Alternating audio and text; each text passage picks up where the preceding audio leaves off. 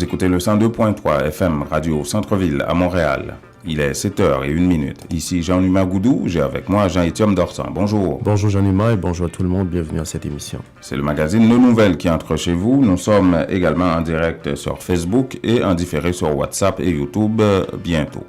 Alors, qu'est-ce qu'on a dans l'actualité sur le plan local? On va parler de TPS, ouais. Mais on va changer la signification de ce sigle. Hein? C'est tout pour le statut. Voilà. Ça, c'est Valérie Numa qui a transformé ça, qui a trouvé ce titre-là. Après Destination Brésil, Chili à tout prix, tout pour le statut. Il nous présente ça ce samedi, ici à la Perle retrouvée à Montréal.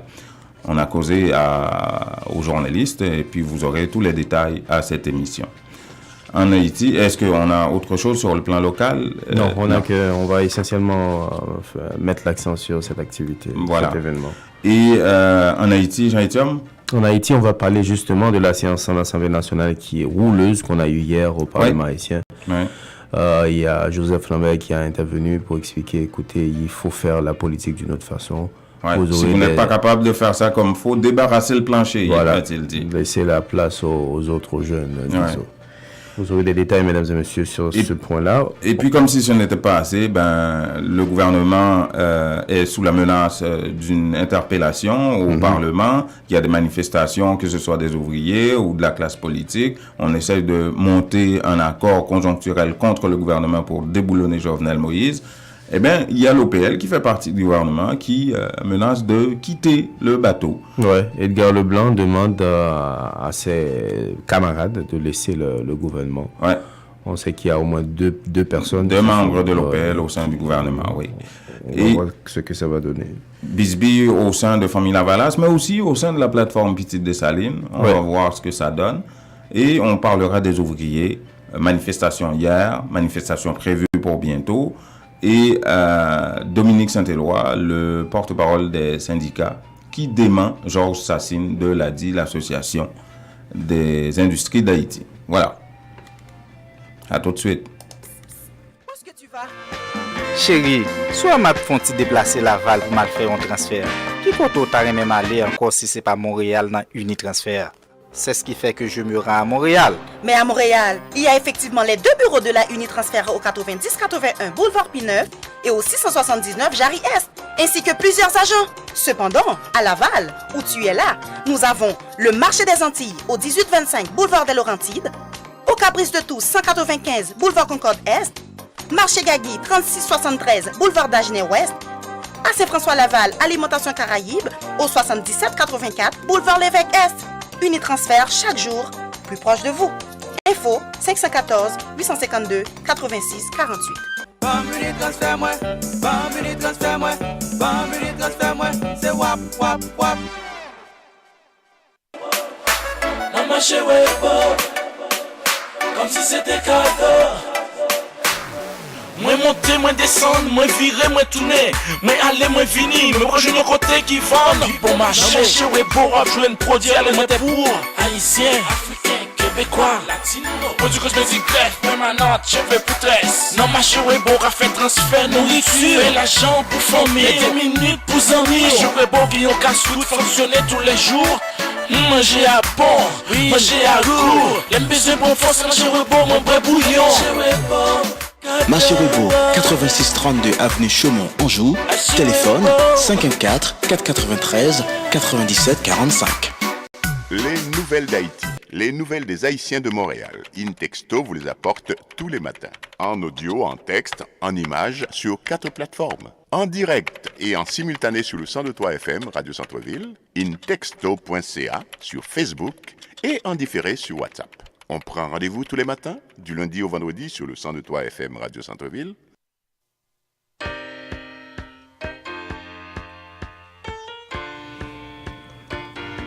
Voilà, on est de retour pour le développement de ce magazine, Nos Nouvelles, apportées par InTexto sur les ondes de Radio Centre-Ville et en direct sur Facebook, en différé sur WhatsApp et YouTube. 438-395-1256 pour vos commentaires audio ou texte par WhatsApp. Et vous connaissez le journaliste Valérie Numa. Ben oui. C'est mon tocaille.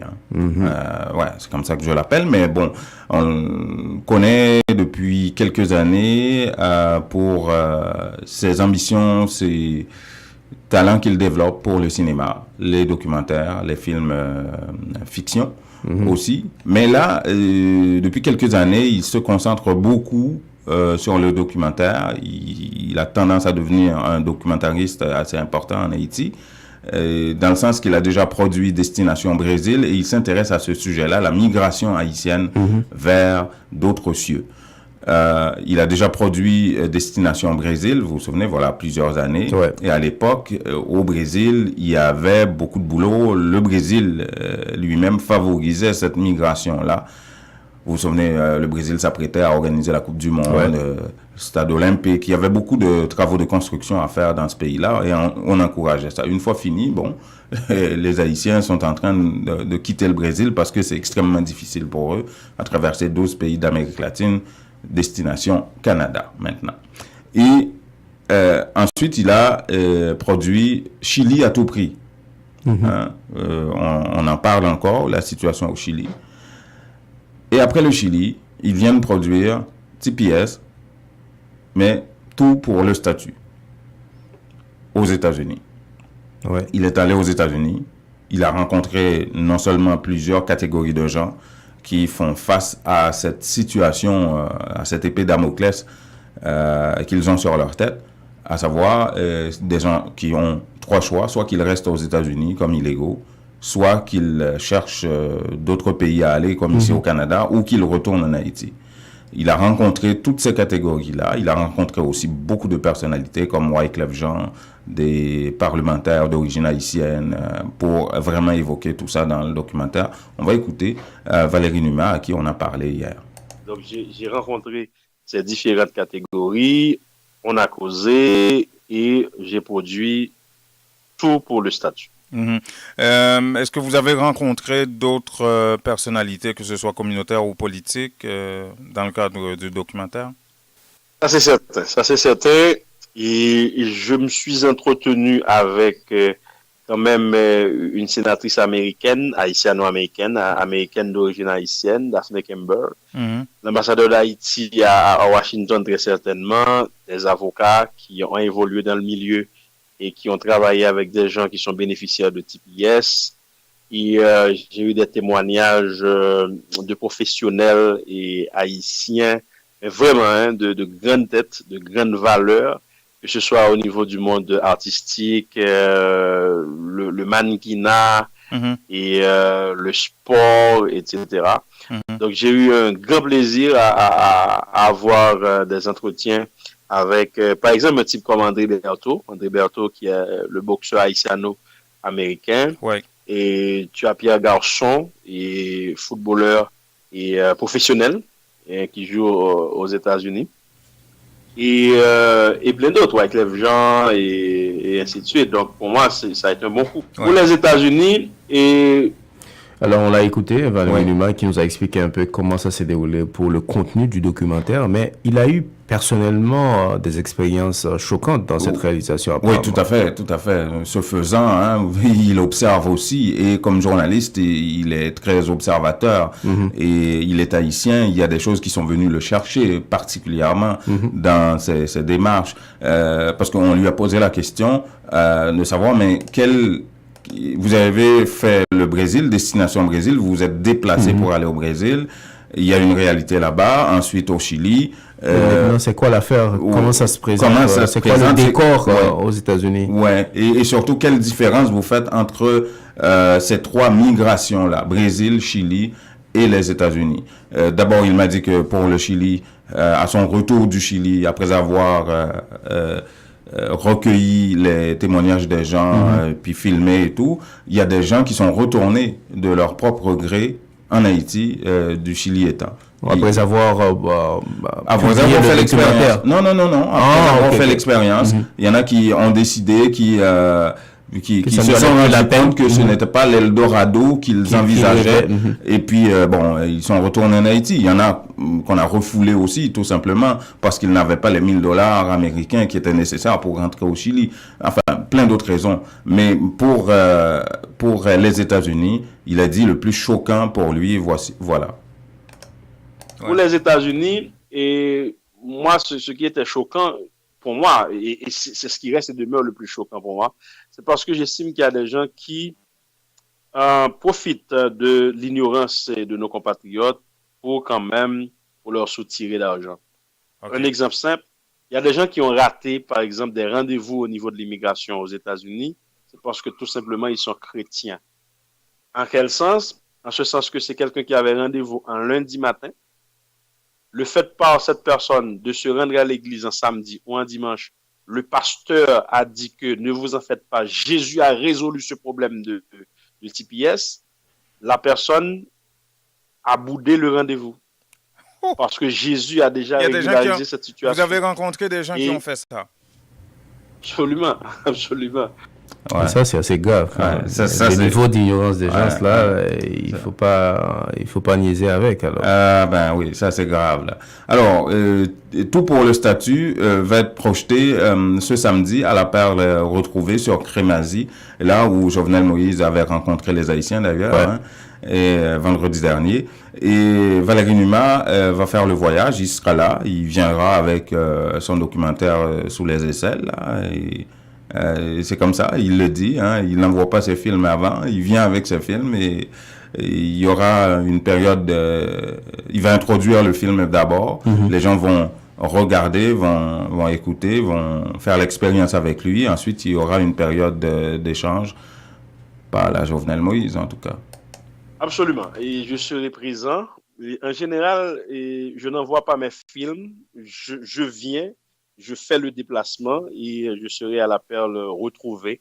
Et ce samedi 16 et juin 2018. Et ce sera avec plaisir que je vais m'entretenir avec les gens. En général, comment ça se passe? Je fais une présentation, une sorte de mise en contexte du documentaire avant la projection. Et après la projection, je reçois quelques questions, on fait des échanges avec le public qui aura fait le déplacement. Maintenant, je dois préciser aussi que les premiers documentaires seront mis en vente et que ce soit Destination Brésil, Chili à tout prix et même, pourquoi pas, Bye Bye Papa, ce film fiction que j'ai réalisé en 2015. Donc, ça fait que c'est tout un ensemble d'activités, je vais dire. Voilà, l'agenda est bien clair pour le week-end. Samedi prochain, tu seras là, François? Oui, tout à fait, je serai là et dans un premier temps, je vous salue. Oui, bonjour. Mais moi, mon bonjour vient toujours après. Bonjour, oui, et je salue également tous ceux qui nous écoutent. Oui, je serai là et puis j'encourage tout le monde à venir pour participer, pour regarder cette projection-là, parce que je trouve que ce sont des éléments qui doivent nous rappeler que nous, en tant que communauté, souvent nous avons raté des rendez-vous historiques, souvent nous avons raté des situations importantes. L'exemple qu'il a donné n'est pas seulement lié aux gens des États-Unis. Moi, j'ai vu à Saint-Antoine, à la chaîne de service frontalier, des personnes qui se sont présentées avec leur Bible à la main, et parce que le pasteur leur a dit, dès que vous arrivez sur cette terre-là... Un pasteur qui leur a dit ça? Oui, parce que pendant longtemps, lorsque les gens sont venus, lorsqu'ils ont traversé la frontière, certains pasteurs avaient dit aux gens, dès que vous foulez un territoire, il vous appartient. Et comme va nous dire le verset, moi, il ne veut pas le verset. Ne rions pas là, c'est sérieux, c'est grave ça. François, compte pas sur moi pour des versets comme ça. Compte pas sur moi pour des versets comme ça. Bon, alors ça veut dire que ce sont des choses qui arrivent et c'est pourquoi on encourage les gens à venir voir ces projections-là. Ça veut dire que Videomax participe à cet événement. On sera là également samedi. Les billets sont disponibles à Videomax Service, à Michel Studio. Et puis, si vous voulez avoir plus d'informations. Parce que on veut informer les gens parce qu'il a 3 documentaires. Il va donner aussi un CD gratuit. Les gens peuvent payer à la porte aussi, là, non? Bon, oui, on sait qu'on vit dans une communauté de retardataires. Les retardataires, c'est-à-dire qu'ils sont toujours là au dernier moment.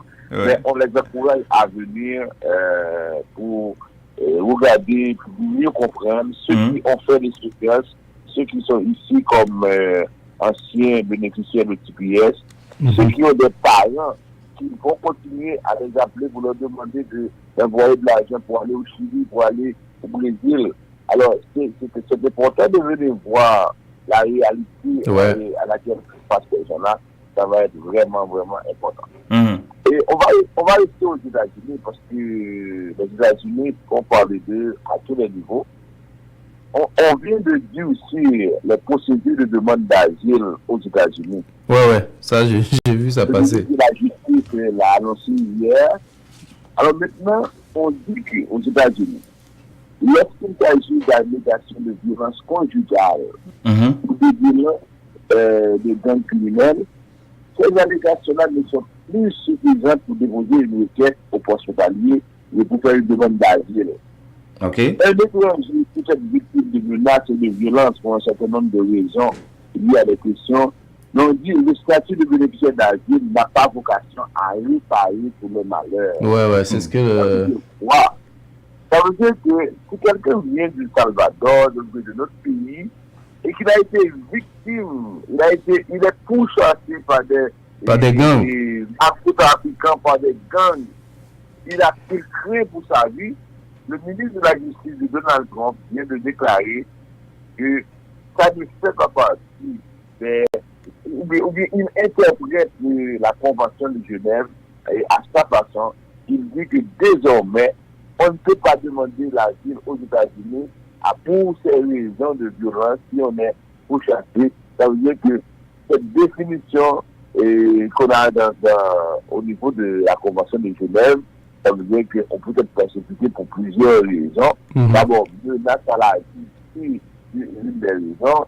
On a d'autres raisons comme la race, la religion, c'est ça. Alors, le fait de crème pour sa vie, si on est menacé par des gangs, par des terroristes, ça veut dire que ça ne s'applique pas aux États-Unis. Alors voilà où l'on est. Et là, ça veut dire que par exemple pour les Haïtiens, ce sera difficile de faire une demande parce qu'on n'a pas de problème de race ou de problème de religion réel en Haïti pour faire une demande d'asile. C'est surtout les problèmes de violence. Faire la demande, il y a 7 motifs comme vous pouvez être reconnu comme réfugié au sein de la Convention. Il y a un motif, il y a plusieurs motifs, mais généralement on utilise un autre motif comme menace à la vie pour être personne protégée. Alors, on a souvent ce qui arrive, c'est que surtout dans les pays latino-américains où il y a des cartels de drogue, des gens qui essaient de tuer des personnes parce que peut-être qu'ils ont vu des choses qu'ils ne devraient pas voir. Alors, avec ça, Donald Trump dit non, ça veut dire que désormais, on ne pourra pas faire de demande d'asile pour ce motif-là. Encore aux États-Unis, là maintenant, pour les gens qui traversent la frontière avec le Mexique et qui viennent, parce que même si Donald Trump a pris toutes les mesures possibles et imaginables, les gens continuent à entrer. Maintenant, ce qu'il fait pour décourager ces gens, il sépare les enfants de leurs parents. Il sépare les enfants de leurs parents. C'est grave, ça. Et empêcher aux gens de traverser. Actuellement, on parle de presque 700 enfants qui ont été séparés de leurs parents en octobre et avril 2018. Wow. Lors de leur entrée à la frontière. 700 enfants qui ont été séparés. Ces enfants-là sont des citoyens américains? Non, des gens qui viennent aux États-Unis, qui ont traversé la frontière illégalement. Mais ces gens-là étaient des enfants qui étaient accompagnés de leurs parents. Ça veut dire une famille vient, traverse la frontière, le père, la mère et les enfants. Ce qu'on fait maintenant, on met en prison le père et la mère, par exemple, à Laval, et on prend les enfants, on les met à Longueuil. En prison aussi? Oui. Alors, vous imaginez, alors ils ne vont pas appeler ça privé, ils vont appeler ça des centres de détention, comme si les enfants avaient leur liberté. Ouais. Alors, imaginez que vous, comme parents, vous vous retrouvez en prison, vous ne savez pas où se trouvent vos enfants, vous ne savez pas quel traitement, et c'est surtout ça qui est méchant. Vous ne savez pas quel traitement ils vont subir. Alors, comment imaginer que souvent ce sont des latinos qui ne parlent pas anglais? Comment imaginer que ces enfants-là, qui sont déjà traumatisés, qui ont fait un long voyage, tout ça, et qui vous les séparer de leurs enfants, qui ne peuvent même pas trouver un mot d'encouragement de leurs parents. Wow. Alors là, c'est grave, extrêmement grave. C'est malade ça. Oui, l'ONU et tout le monde essaie de protester, mais on sait avec Malcolm, ça ne donne absolument rien. Ouais, on va devoir patienter là. Pour terminer, on a, ça concerne tous les pays, mais aussi l'Europe. On s'est posé la question, on s'est dit, quelles règles doivent s'appliquer pour les immigrants qui arrivent dans ce pays par bateau et qui font la demande d'asile? Alors, l'ONU a rappelé que, par exemple, un pays n'a aucune obligation d'accueillir des gens qui viennent par bateau. Ah ouais. Parce qu'on dit que, oui, on n'a aucune obligation, parce que là, on fait référence à ce qui s'est passé en Espagne, où il y a eu presque 629 migrants qui sont arrivés. Alors là, on dit, est-ce que l'Espagne avait l'obligation d'accueillir ces réfugiés-là? C'est comme dans le temps, lorsqu'il y avait les bottes picots, je ne sais pas s'il y en a toujours, est-ce que les gens arrivaient à Miami, par exemple? Alors, on n'avait pas l'obligation d'accueillir. C'est sûr que le pays accueille si jamais ces gens-là se retrouvent en situation de danger, mais ils peuvent les retourner dans leur pays sans leur donner la protection. C'est ce que l'ONU veut appeler. Ça veut dire qu'on ne peut pas forcer un pays à être autre, à recevoir des gens qui arrivent par bateau, parce que c'est comme des gens qui n'ont pas. Je ne parle pas des touristes ou des personnes qui ont, par exemple, un visa normal, des touristes, et puis qui arrivent par bateau et puis qui rentrent dans le pays. On parle de personnes qui n'ont rien comme document officiel, mais qui n'ont pas de visa et qui arrivent, par exemple, sur les côtes du pays, et là, maintenant, qui demandent la protection. Alors, on dit que le HTS qui appelle qu'un pays n'a aucune obligation de le faire, mais si jamais les gens sont en difficulté, il faut prêter assistance aux gens en difficulté. Ouais. Bon, ben voilà, c'était le dernier sujet, François. Oui, le dernier sujet. Si vous permettez, je peux continuer, mais... Non, ben on n'a pas... Oui, non, mais on va en laisser pour demain. Hein. C'est ça. Merci beaucoup, François, et je rappelle que François Jean-Denis dirige la firme Vision Max Service. Vous pouvez voir les coordonnées de François à l'écran sur Facebook. Si jamais vous avez des questions en matière d'immigration, des affaires que vous aimeriez préciser avec François, ou ça fait 15 ans qu'il fait ça. Donc, il connaît les contours, les pourtours de tout ça. Ben, appelez François. Bonne journée, François. Bonne journée. Où est-ce que tu vas? Chérie, soit m'a font-ti déplacer Laval pour mal faire un transfert. Qui compte t'as même aller encore si c'est pas Montréal dans Unitransfert? C'est ce qui fait que je me rends à Montréal. Mais à Montréal, il y a effectivement les deux bureaux de la Unitransfert au 90-81 Boulevard P9 et au 679 Jarry-Est, ainsi que plusieurs agents. Cependant, à Laval, où tu es là, nous avons le marché des Antilles au 1825 Boulevard des Laurentides, au Caprice de Tous 195 Boulevard Concorde-Est, Marché Gagui 3673 Boulevard d'Agenais-Ouest, à Saint-François-Laval Alimentation Caraïbe au 7784 Boulevard Lévesque-Est. Unitransfert chaque jour, plus proche de vous. Info 514 852 86 48. Unitransfert moi, Unitransfert moi, Unitransfert moi, c'est wap wap wap. Angoissé que vos enfants soient à la maison et qu'ils ne participent à aucune activité cet été? Vous cherchez un camp stimulant, éducatif et sécuritaire pour vos enfants de 5 à 12 ans? Le BCHM a la solution pour vous. Inscrivez votre enfant à notre camp d'été qui aura lieu du 25 juin au 17 août 2018. Vos enfants auront l'occasion de prendre part à toutes sortes d'activités. Les sciences, l'art plastique, l'art culinaire, activités sportives, sans oublier les sorties éducatives et culturelles, les pique-niques et les baignades. Pour 70 $ seulement par semaine, avec service de garde compris, de 7 h du matin jusqu'à 16 h en après-midi. Les places sont limitées. Appelez-nous dès maintenant. 514-725-9508, poste 301.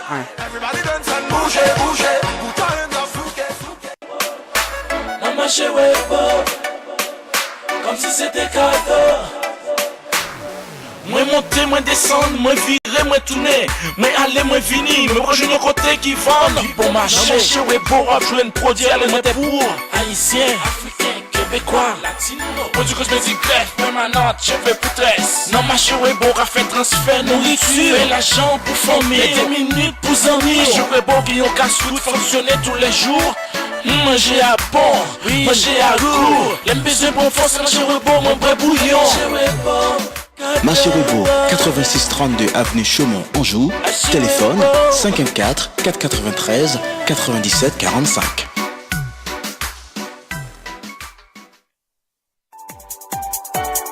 Cherchez-vous à commencer une carrière satisfaisante? Le Fonds d'études pour les enfants Inc. vous offre cette opportunité. Une carrière avec des heures de travail flexibles et un potentiel de revenus illimité. Une carrière par laquelle vous vous impliquez dans votre communauté. Envisagez une carrière en tant que représentant de courtier du Fonds d'études pour les enfants Inc. C'est possible maintenant. Le Fonds d'études pour les enfants Inc. est à la recherche de personnes entreprenantes et déterminées qui veulent s'engager dans l'industrie croissante du régime enregistré d'épargne études. Visitez cefi.ca/carrière ou composez le 1-800-246 1203 poste 242. Que regardez-vous sur votre tablette? Une annonce incroyable. Réduction, rabais à gogo, prix PI. Cosmétique multi-ethnique à baisse ses prix et ça ne va pas s'arrêter. Les prix les plus bas. L'entrepôt des produits de beauté, c'est aussi de nouvelles promotions comme les tresses expression liquidées à seulement 4,25 $. Cosmétique multi-ethnique, une vaste sélection de styles, de marques et de types de produits de beauté en tout temps. Si vous trouvez moins cher ailleurs, Cosmétique multi-ethnique vous rembourse le double la différence. Cosmétique multi-ethnique 4290 et Bélanger à l'est du boulevard P9. Téléphone 514 89 549. J'adore Cosmétique multi-ethnique. La beauté à petit prix, ça marche.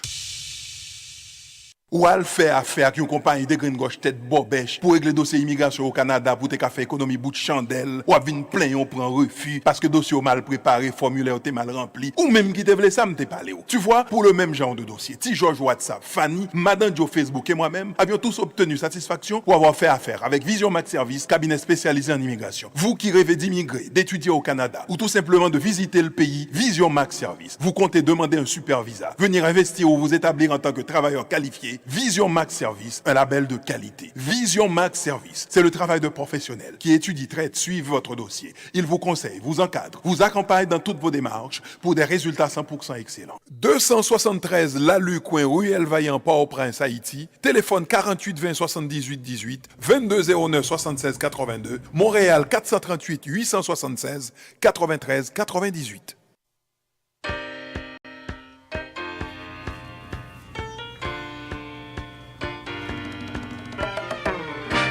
Voilà, 7h29, vous écoutez le 102.3 FM, Radio Centre-Ville. Vous êtes en direct également sur Facebook, à l'heure de ce magazine Intexto, magazine nos nouvelles, apporté par intexto.ca, et nous serons en différé sur WhatsApp et YouTube.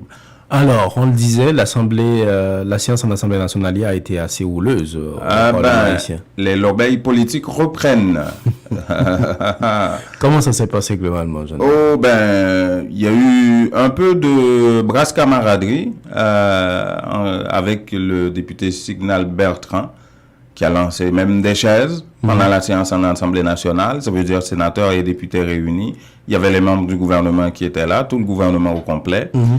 Pourquoi? Parce que il voulait que le président de l'Assemblée nationale, Joseph Lambert, introduise la motion interpellation dans l'ordre du jour de l'Assemblée nationale. Alors là, ça a bardé un petit peu. Finalement, ça s'est calmé et Joseph Lambert a pu prononcer son discours traditionnel au cours duquel il a invité les politiciens traditionnels à débarrasser le plancher s'ils refusent de faire la politique comme il faut et débarrasser le plancher afin de faire place à la jeunesse pour faire la politique comme il faut en Haïti. Écoutons Joseph Lambert.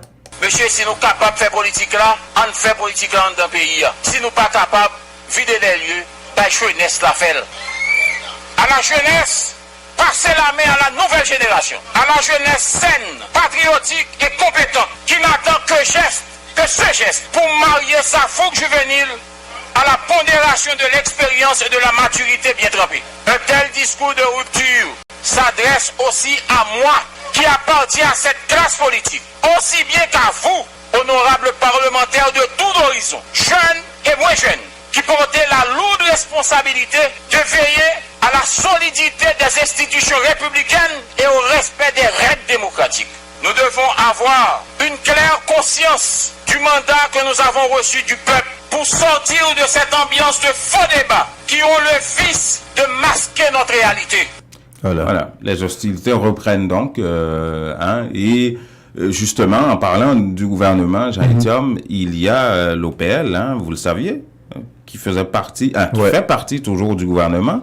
La ministre à la condition féminine, Eunide Innocent, elle vient de l'OPL. Elle vient de l'OPL. Il y a Andris Richet, l'ancien sénateur de la Grand'Anse. Notre coloré Andris Richet, il conseille depuis quelque temps Jovenel Moïse. C'est tout ça, c'est Andris Richet de conseiller Jovenel Moïse. Et le nouveau chef de l'OPL, Edgar Leblanc, ancien sénateur, ancien président du Sénat aussi, affirme aujourd'hui que certaines actions du gouvernement ne cadrent pas avec la logique de l'OPL. Et donc l'OPL n'est pas d'accord avec certaines avenues que prend le gouvernement aujourd'hui. Et c'est pour ça que, au niveau du comité exécutif de l'OPL, ils sont en train de réfléchir sérieusement à l'idée que leurs membres, à savoir Andris Richet et la ministre à la condition féminine, quittent le bateau. Richet est conseiller du président. Nous avons un membre du parti, responsable de l'organisation des femmes, qui est ministre. Donc ça fait de OPL un membre du gouvernement.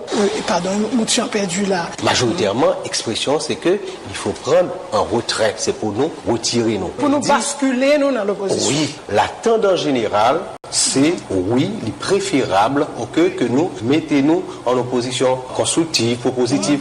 On va voir ce que ça va donner. Ouais. C'est ça la tendance générale qui se dégage au sein de l'OPL. Il y a déjà une opposition qui n'arrive pas à se retrouver, extrêmement divisée, qui espère se mettre ensemble pour déboulonner Jovenel Moïse.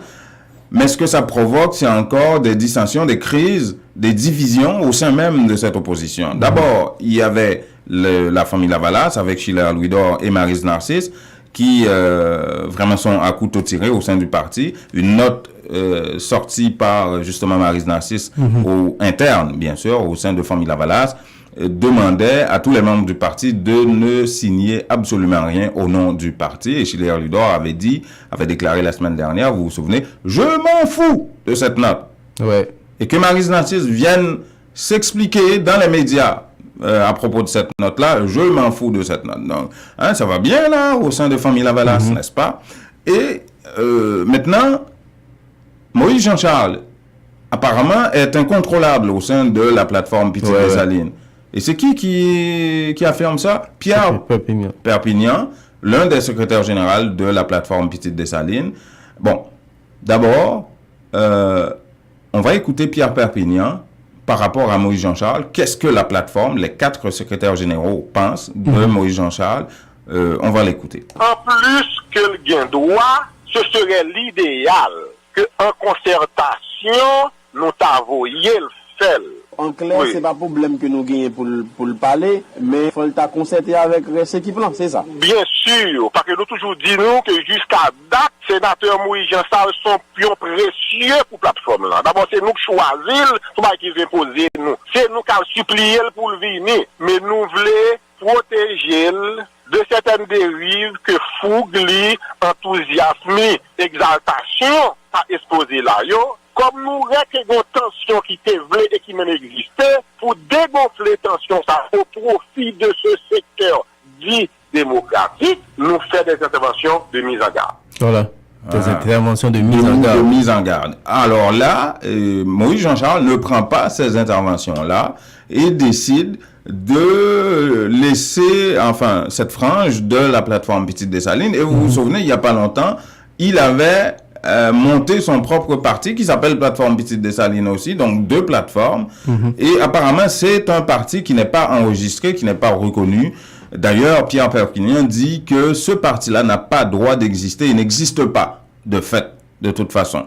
Bon, et ce qu'il a expliqué, le docteur Perpignan, c'est que dans la matinée, il s'apprêtait justement à autoriser Moïse Jean-Charles à aller signer ce document-là, cet accord conjoncturel entre les partis d'opposition, afin de lancer une mobilisation contre Jovenel Moïse pour le déboulonner.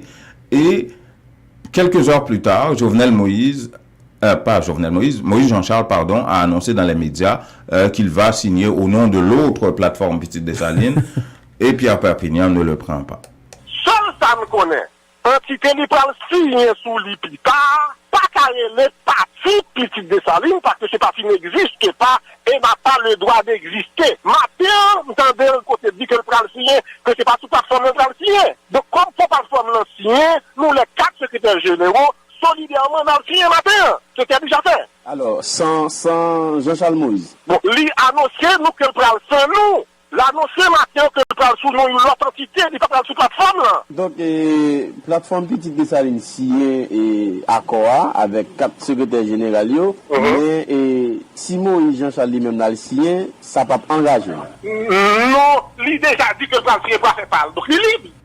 Et le président haïtien Jovenel Moïse qui est de retour depuis le week-end dernier à la suite de ces rencontres au G7. Oui, et il est de retour depuis dimanche oui, je crois, et il avait rencontré la presse haïtienne là-bas et il a parlé de ses expériences, de sa rencontre, des accords de coopération qu'il a signés, et puis le fait que Haïti bientôt va établir des relations diplomatiques avec le Rwanda parce qu'il a rencontré Paul Kagame, le président rwandais ici, qui était invité aussi par Justin Trudeau et tout.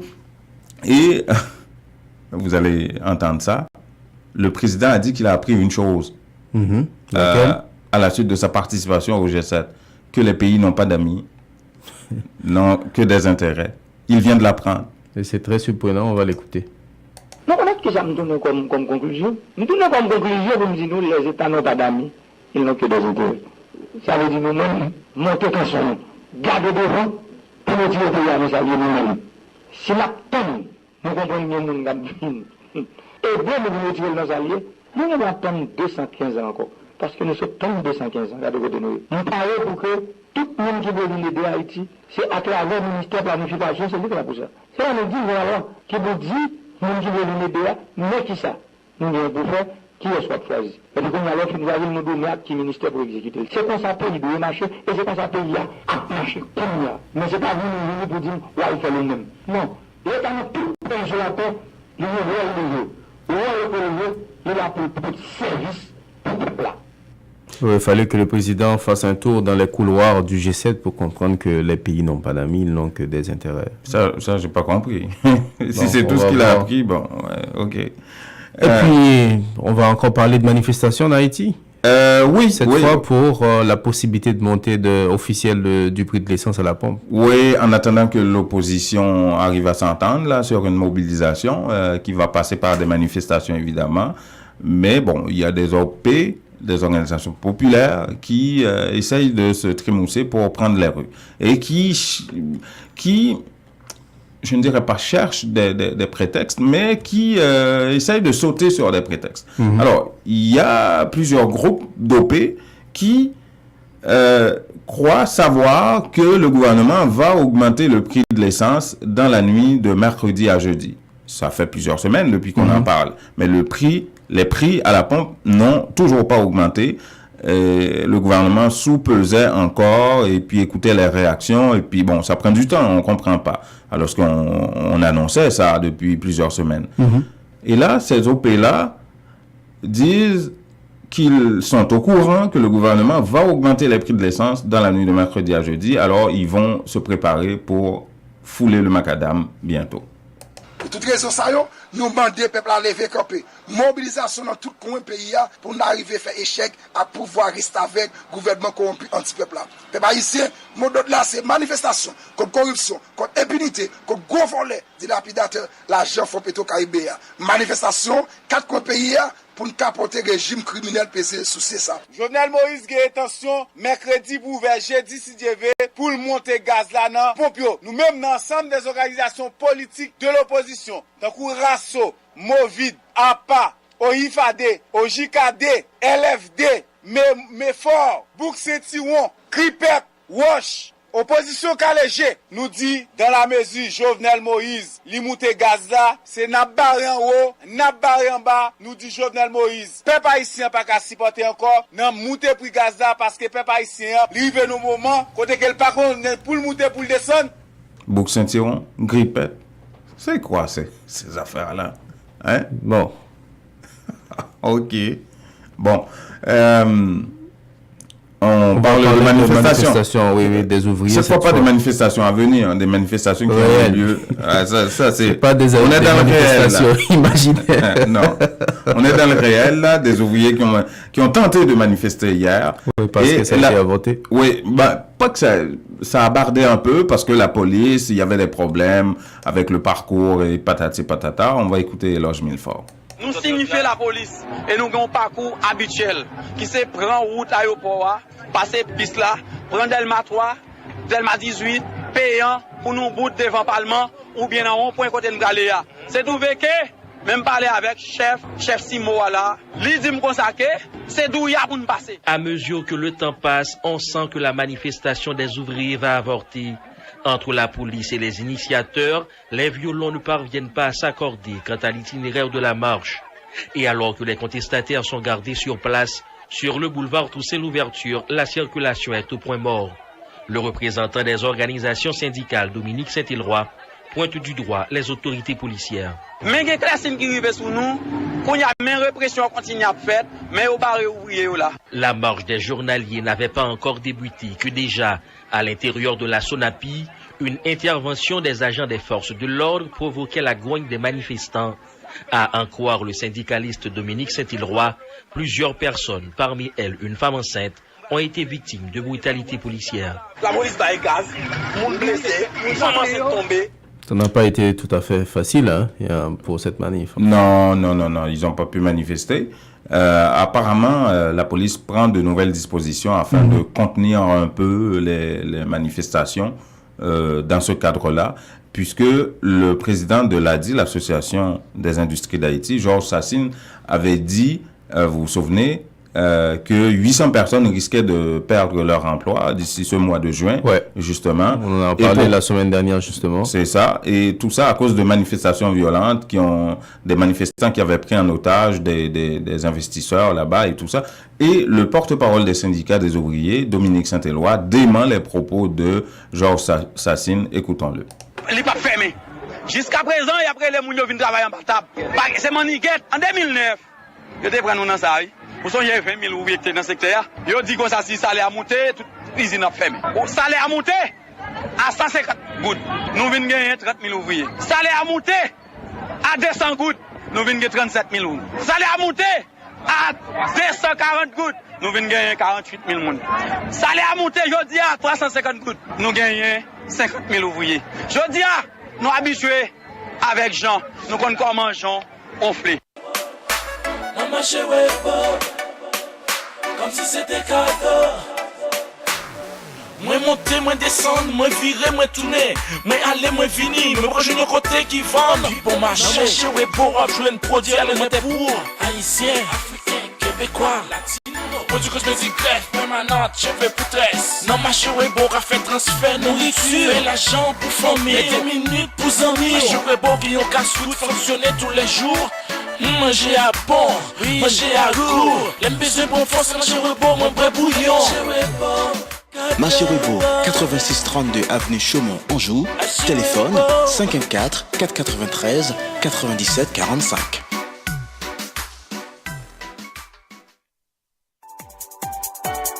Cherchez-vous à commencer une carrière satisfaisante?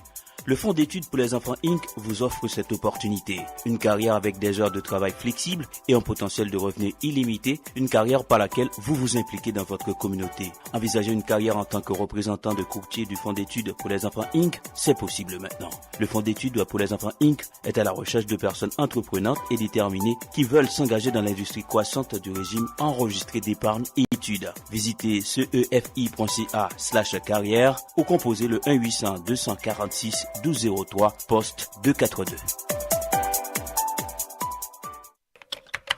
Que regardez-vous sur votre tablette? Une annonce incroyable. Réduction, rabais à gogo, prix PI.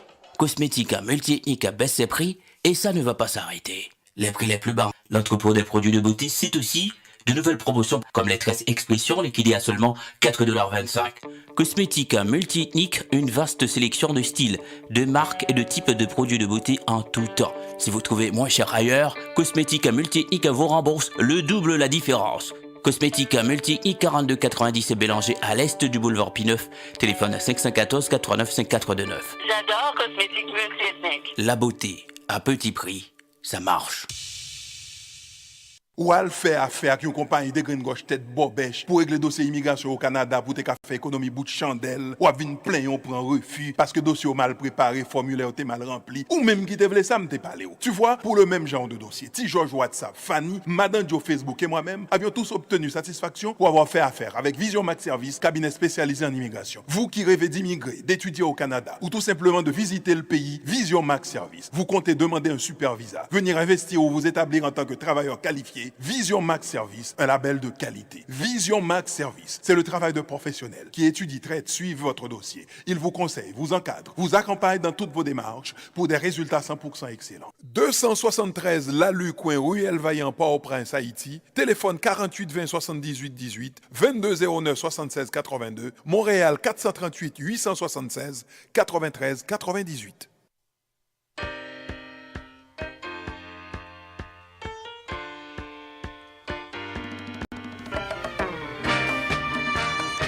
7h47, vous écoutez le 102.3 FM, Radio Centre-Ville. Vous nous écoutez et vous nous suivez également sur Facebook.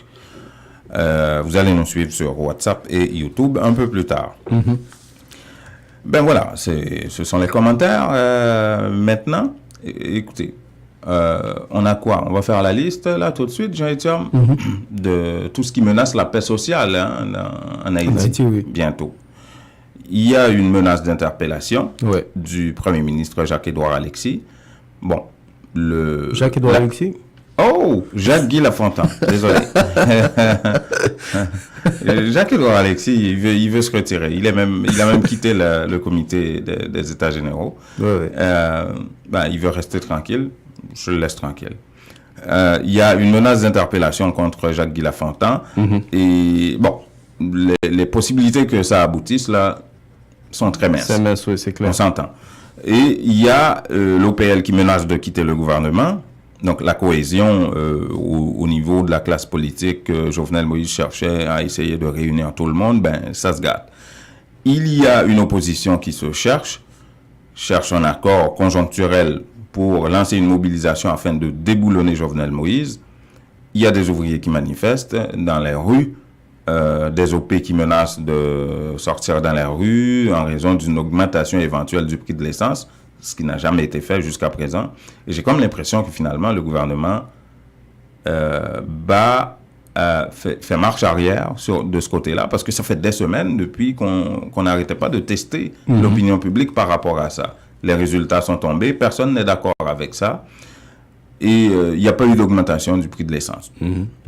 Peut-être qu'un beau matin, un lundi matin, on va se réveiller avec une augmentation comme ça, bang. Hein. Peut-être qu'il n'y aura pas d'augmentation non plus, parce qu'on se rappelle de tous les commentaires, tous les... oui, parce que c'est beaucoup d'encre. C'est jamais arrivé.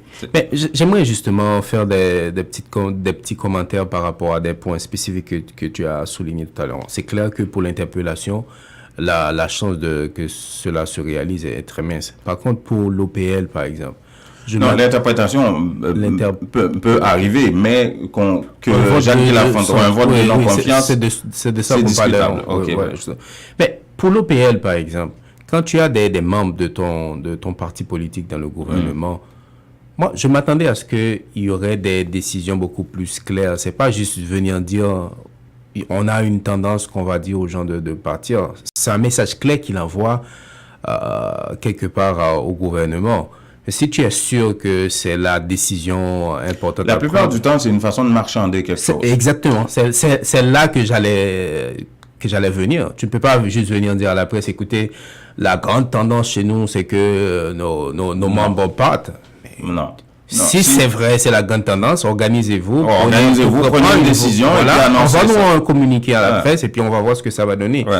Mais là, c'est comme, on va marchander un peu, on va voir ce que ça va donner. Peut-être dans les couloirs, il y a des demandes ou des choses qui ont été dites ou faites. Mais là, on veut montrer vraiment, on veut aller au-delà de cela. C'est pas juste que on ne s'entend pas, mais on peut. C'est comme une forme de menace voilée. Là-dessus, je m'attendais à ce que OPL puisse vraiment prendre des décisions. Et s'ils ont la certitude que le gouvernement va dans le sens opposé à leurs valeurs. Oui, il y a une perception. Il y a une perception par rapport à l'OPL comme étant un parti sérieux, un parti de cadres, de gens formés, réfléchis et tout ça, mais sur ce coup-là, je regrette, c'est du marchandage. Tout simplement. Maintenant, le point de l'opposition.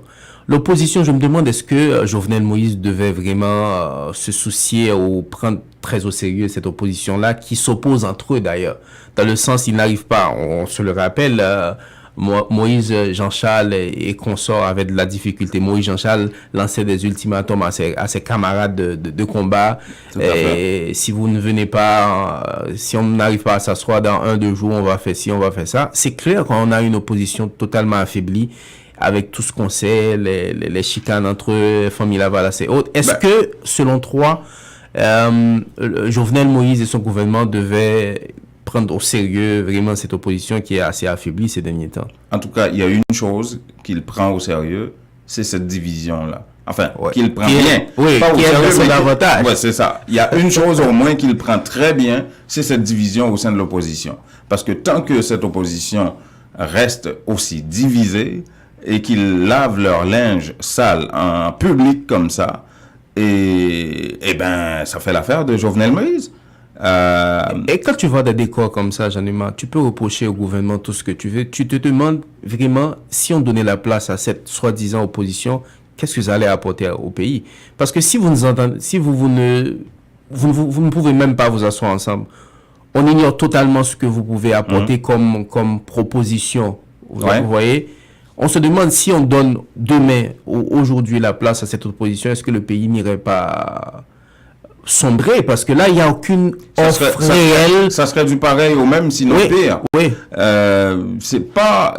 Parce que, regardez, cette opposition n'a pas... Enfin, moi, j'ai dit... voilà quelques semaines, je vous ai déjà dit que sur le plan classique de la politique, ça n'existe pas. Il n'existe pas d'opposition en Haïti.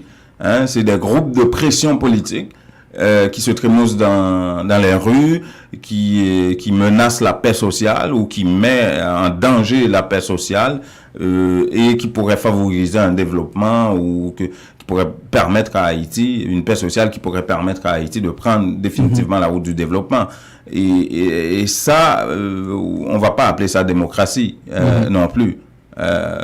De toute façon, la démocratie, c'est assez discutable. Quelle que soit la théorie politique aujourd'hui, là. De toute façon, ce sont des humains qui ont conçu ça.